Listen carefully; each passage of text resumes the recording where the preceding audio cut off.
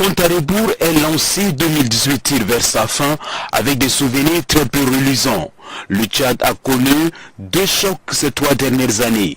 D'une part, la baisse de la production pétrolière et l'effondrement du coût du pétrole, et d'autre part, la grande insécurité dans la région en rapport avec les attaques terroristes de Boko Haram. Le déficit budgétaire global sur la base des engagements s'est creusé davantage et les dettes extérieures se sont accumulées en dépit d'une consolidation budgétaire significative. Les recettes totales sont évaluées à 826 milliards 630 millions de francs CFA contre 653 milliards 9 millions de francs CFA en 2018, soit une augmentation de 26,57%, et les dépenses totales sont prévues à hauteur de 979 milliards 998 millions de francs CFA en 2019 contre 950 milliards 740 millions de francs CFA en 2018, soit une baisse de 3,1%. Il en résulterait donc un solde budgétaire de base déficitaire de 153 milliards 350 millions de francs CFA contre 297 milliards 650 millions de francs CFA en 2018. Ce solde budgétaire sera essentiellement financé par les appuis multiformes des partenaires. L'économie mondiale en général, et nous sommes membres de la communauté internationale, l'économie mondiale allait subir beaucoup de difficultés. 2014, 2015, 2016. Certains ont annoncé que l'année 2017 sera la plus difficile, d'autres l'ont dit clairement que 2018 sera plus difficile que 2017. Et naturellement, on l'a vécu ainsi, parce que l'économie ne ment jamais. Maintenant, vous êtes sans ignorer également que nous sommes presque au bout du tunnel. Maintenant, il va falloir faire un certain nombre d'efforts. Le gouvernement a pris beaucoup de mesures qui sont impopulaires, ça il faut le reconnaître. Ça commence à donner des résultats.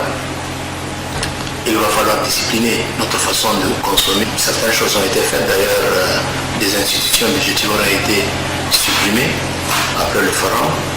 Et je crois que si cet effort-là se poursuit, il va sans doute être question de sortie du tunnel.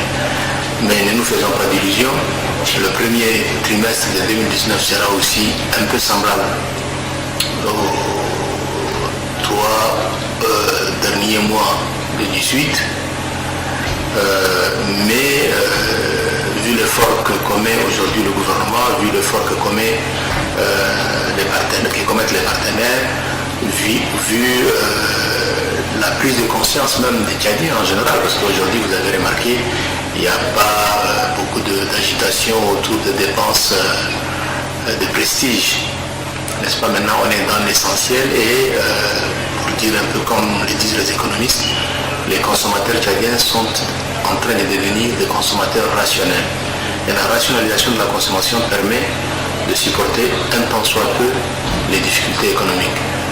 En dépit des progrès réalisés par le Tchad, constatés par la mise en place de l'Agence nationale d'investissement et d'exportation, le cadre des affaires doit encore être amélioré, comme l'a souligné le rapport Doing Business 2018. Cela implique la poursuite des réformes structurelles en vue de renforcer l'attractivité et la compétitivité de l'économie nationale. Tchad relance pour le président de la République, Idriss Déby Itno, je cite, ne doit pas être une rencontre de plus, mais bien au contraire, servir de socle pour favoriser la croissance économique. Il y a eu aussi de bonnes choses, quand même. On a eu, en plus des bassins pétroliers classiques que nous connaissons, Sédigui a été inauguré. On parle de beaucoup de réserves minières qui intéressent beaucoup de partenaires sérieux au nord, au centre, au sud, dans le Guéra, dans le Bata, dans le Tibesti. Il y a du gaz. Économiquement, nous avons de quoi naturellement être disciplinés. Il y a eu un forum très intéressant sur lequel il va falloir vraiment revenir. C'est le forum sur la relance économique ou le forum sur la réflexion autour de l'économie. Ça dépend de celui qui voudra dire un peu le nom. Moi, je pense que le secteur privé doit intéresser les gens. Le secteur privé doit intéresser l'État. Il y a beaucoup d'initiatives et nous devons fédérer ces initiatives mutualiser les moyens pour que ces initiatives se traduisent dans la réalité. Les jeunes aujourd'hui, à travers toutes les formations qui sont en train d'être faites, sont portés sur l'entrepreneuriat privé. Parce que l'État ne peut plus continuer à fonctionner comme on le sait il y a quelques années. Je suis optimiste. À quelques jours de la célébration de la Saint-Sylvestre, la population tire son bilan. L'abattement des salaires et les 16 mesures teintées de grève en fin de toile ont affecté le panier de la ménagère.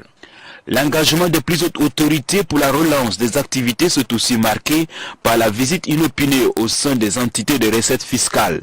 Objectif s'enquérir des conditions de travail, identifier les failles et proposer des solutions afin de booster l'économie.